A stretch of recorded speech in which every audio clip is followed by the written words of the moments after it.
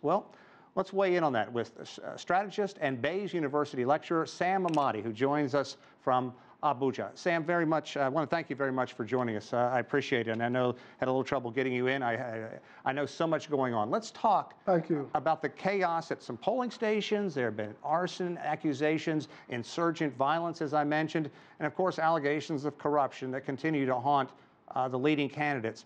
How are the beleaguered voters in Africa's most populous nation reacting?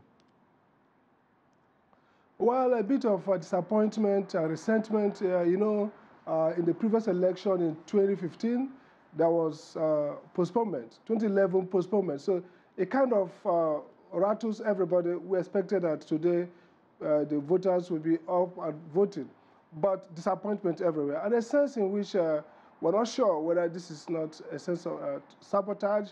The INEC chair has said that a bit of logistics, and of course he mentioned sabotage. So the story out there is that perhaps some politicians wanted a staggered polls so that it would be much more beneficial to them, and that INEC resisted, and therefore this logistic nightmare were a bit of sabotage, basically. Well, and so voters are disappointed, and we expect people will not be encouraged to vote perhaps on Saturday.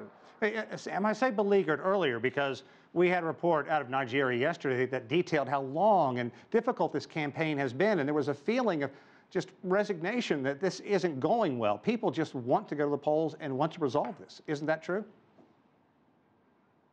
Well, a sense in which, first and foremost, there was also some sense that this might not go well, although the Electoral Management Agency had said they were ready, but before midnight yesterday, there were stories around postponements and perhaps some hitches here and there. And so first and foremost, this election that people wanted to, motivated to change government, you can see that very keenly competed, and they expected that perhaps it will usher Nigeria into a new era. So there was high hope, but somehow the last few couple of days, these hopes have been betrayed somewhat with rumors of perhaps government putting spanner in the works. So before it was called off, there are some rumor about calling off postponement, and people were a little bit worried and agitated. And right now, people are disappointed. But the campaign has been robust and competitive. But right now, there's some fears and some worry whether Nigeria will have a clean, fair, and credible poll next Saturday. Okay, Sam Amadi, we greatly appreciate your insight. So much going on. We'd love to chat more. Perhaps we can get you on later in the week as we focus on this very important election, the African continent's most populous nation, so much at stake with the young population of that nation, 18. Both those leading candidates are in their 70s. I wish we could talk more. Sam, thank you very much. Thank you.